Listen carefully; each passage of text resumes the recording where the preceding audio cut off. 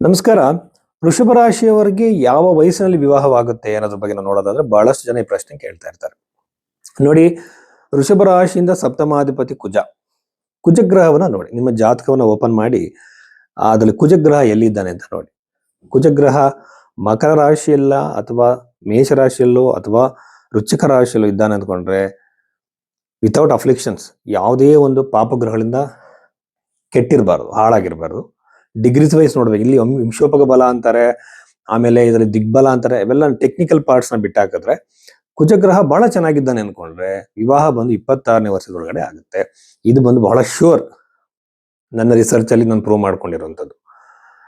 26ನೇ ವರ್ಷದೊಳಗೆ ಯೂಶುವಲ್ ಆಗಿ ಮದುವೆ ಆಗ್ಬಿಡುತ್ತೆ. ಬಹಳ ಈಸಿಯಾಗಿ ಮ್ಯಾಟ್ರಿಮೋನಿಯಲ್ ವೆಬ್ಸೈಟ್ಗೆ ನಿಮ್ ಪ್ರೊಫೈಲ್ ಹಾಕೋದು ಬೇಡ, ಏನು ಬೇಡ, ಒಂದು ಸಂಬಂಧ ಬರುತ್ತೆ, ನಿಮ್ಗೆ ಇಷ್ಟ ಆಗತ್ತೆ, ಮದುವೆ ಆಗೇ ಬಿಡುತ್ತೆ ಬಹಳ ಸುಲಭವಾಗಿ. ಯಾವ ಅಡೆತಡೆಗಳು ಕೂಡ ಬರಲ್ಲ.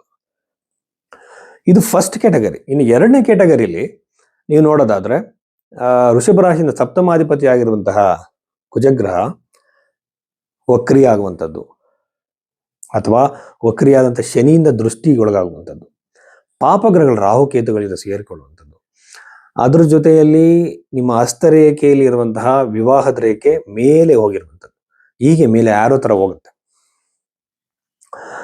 ಶುಕ್ರ ಕೂಡ ಬಹಳ ವೀಕ್ ಆಗಿರುವಂಥದ್ದು. ಬಹಳ ಯೂಶುವಲ್ ಆಗಿ ಇವರಿಗೆ ಮದುವೆ ಅನ್ನೋದು 30 ದಾಟಿ ಬಿಡುತ್ತೆ. 33ರಿಂದ 35 ಒಳಗಡೆ ಆಗುತ್ತೆ. ಬಹಳ ಲೇಟ್ ಆಗ್ತಾ ಹೋಗೋದು, ಸಂಬಂಧಗಳು ಬರೋದು, ಇಷ್ಟ ಆಗಲ್ಲ, ಇದೇ ತರ ವಿಳಂಬ ಆಗ್ತಾ ಹೋಗೋದು, ಬಹಳ ಲೇಟ್ ಆಗಿ ಮದುವೆ ಆಗುವಂಥದ್ದು, ಎಂಗೇಜ್ಮೆಂಟ್ ತನಕ ಬಂದು ಕ್ಯಾನ್ಸಲ್ ಆಗುವಂಥದ್ದು, ಮದುವೆ ತನಕ ಬಂದು ಕ್ಯಾನ್ಸಲ್ ಆಗುವಂಥದ್ದೆಲ್ಲ ಇಶ್ಯೂಸ್ಗಳು ಈ ಒಂದು ವೃಷಭ ರಾಶಿ ಜನಿಸಿದವ್ರಿಗೆ ಆಗುತ್ತೆ. ಒಂದು ವೇಳೆ ಲಗ್ನದಿಂದ ಚಂದ್ರನಿಂದ ಸಪ್ತಮೇಶ, ಧಾರಕಾರಕ, ಉಪಪಾದ ಲಗ್ನಾಧಿಪತಿ, ಇದೆಲ್ಲ ಗ್ರಹಗಳು ಕೂಡ ಅಫಿಲಿಯೇಟ್ ಆಗಿ 6, 8, 12 ಸೇರ್ಕೊಳ್ಳುವಂಥದ್ದು, ಪಾಪಗ್ರಹದಿಂದ ಯುಕ್ತವಾಗುವಂಥದ್ದು, ವಿಂಶೋಪಕ ಬಲ ಕಮ್ಮಿ ಇರುವಂಥದ್ದು, ದಿಗ್ಬಲ ಕಮ್ಮಿ ಇರುವಂಥದ್ದು, ವೃದ್ಧ ಅವಸ್ಥೆಯಲ್ಲಿ ಇರುವಂಥದ್ದು, ನವಾಂಶದಲ್ಲಿ ಕೂಡ ಗ್ರಹಗಳು ಹಾಳಾಗಿರುವಂಥದ್ದು, ಇವೆಲ್ಲ ಕೂಡ 35ನ್ನ ದಾಟಿಸ್ಬಿಡುತ್ತೆ ಮದುವೆನ. ವೈವಾಹಿಕ ಜೀವನವನ್ನ ಬಹಳ ಲೇಟಾಗಿ ಸ್ಟಾರ್ಟ್ ಮಾಡ್ತಾರೆ. ಹಸ್ತಸಾಮುದ್ರಿಕ ನನಗೆ ಚೀರೋವಿನ ಒಂದು ಒಂದು ಪ್ರೆಡಿಕ್ಷನ್ಸ್ ಹೇಳ್ತಾ ಇದ್ದೀನಿ. ಇನ್ನು ಇಂಡಿಯನ್ ಪಾಮಿಸ್ಟ್ರಿಯಲ್ಲಿ ವಿವಾಹ ರೇಖೆನ ನೋಡೋ ರೀತಿ ಬೇರೆ. ನಾವೇನ್ ಮಾಡ್ತೀವಿ, ಭೈರವಿ ಅಷ್ಟೋದಲ್ಲಿ ಹಸ್ತ ಮತ್ತು ಜಾತಕ ಎರಡನ್ನು ಕಂಬೈನ್ ಮಾಡ್ತೀವಿ. ನೋಡಿ, ತುಂಬಾ ಜನದ್ದು ಬರ್ತ್ ಟೈಮು ಮತ್ತೆ ಡೇಟು ಅಕ್ಯುರೇಟ್ ಆಗಿರಲ್ಲ. ಅವರ ಹಸ್ತವನ್ನ ನೋಡ್ಲೇಬೇಕು. ಇದು ಬಂದು ಸುಮ್ಮನೆ ವೆಸ್ಟರ್ನ್ ಪಾಮಿಸ್ಟ್ರಿಯಲ್ಲಿ ಹೇಳ್ದ ರೀತಿ ಅಲ್ಲ.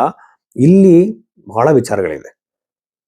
ಶುಕ್ರ ಗ್ರಹ ಹೇಗಿದೆ, ಕುಜಗ್ರಹ ಹೇಗಿದೆ ನೋಡ್ಕೊಂಡು ವಿವಾಹ ಯಾವಾಗ ಆಗುತ್ತೆ ಅಂತ ಬಹಳ ಅಕ್ಯುರೇಟ್ ಆಗಿ ಹೇಳ್ಬೋದು.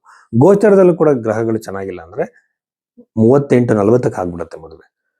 ಇದೆಲ್ಲ ಯಾಕೆ ಆಗ್ತಿದೆ ನೋಡಿ, ಯಾವುದಕ್ಕೂ ಕೂಡ ಮ್ಯಾಜಿಕಲ್ ರೆಮಿಡಿ ಅಂತ ಇಲ್ಲ. ದೊಡ್ಡ ದೊಡ್ಡ ಪೂಜೆ, ಹೋಮ, ಕಾಸ್ಟ್ಲಿ ಜೆಮ್ ಸ್ಟೋನ್ಸು, ರುದ್ರಾಕ್ಷ, ಯಾವುದೋ ಮಾಲೆಗಳು ಹಾಕೋದ್ರಿಂದ ಸಮಸ್ಯೆ ಬಗೆಹರಿಯಲ್ಲ. ದೇವಸ್ಥಾನಗಳ ಸುತ್ತೋದ್ರಿಂದ, ಅರಳಿ ಮರ ಸುತ್ತಾಕೋದ್ರಿಂದ ಕೂಡ ವಿವಾಹ ಸರಿಯಾಗಿರೋ ಟೈಮ್ಗೆ ಆಗಲ್ಲ. ಯಾಕೆ ಅಂತಂದ್ರೆ ಬೃಹತ್ ಪರಾಶರ ಹೋರಾಶದಲ್ಲಿ ಋಷಿ ಹೇಳಿರುವಂಥದ್ದು, ಪರಾಶರ ಮಹರ್ಷಿ ಹೇಳಿರೋ ರೆಮಿಡೀಸ್ನ ಫಾಲೋ ಮಾಡಬೇಕು. ಅದು ಹೇಗೆ? ಒಂದು ಯಂತ್ರವನ್ನ ನಿಮ್ಮ ಹತ್ರ ಇಟ್ಕೊಳ್ಳಿ, ಮಂತ್ರ ಜಪಗಳನ್ನು ನೀವೇ ಮಾಡಿ. ಒಂದು 9,000 ಜಪಗಳಾಗ್ಲಿ, ರೆಗ್ಯುಲರ್ ಮಾಡ್ತಾ ಹೋಗಿ. ಅದ್ರ ಮೇಲೆ ಶ್ರದ್ಧೆ ಇರಲಿ, ಭಕ್ತಿ ಇರಲಿ.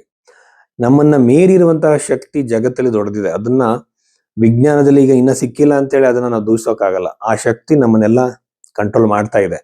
ಅದಕ್ಕೆ ಸರೆಂಡರ್ ಆಗಿ ಮಾಡ್ತಾ ಮಾಡ್ತಾ ನಿಮಗೆ ಆ ಒಂದು ಕಾಣಿಸ್ತಾ ಹೋಗುತ್ತೆ ಮನಸ್ಸಿಗೆ.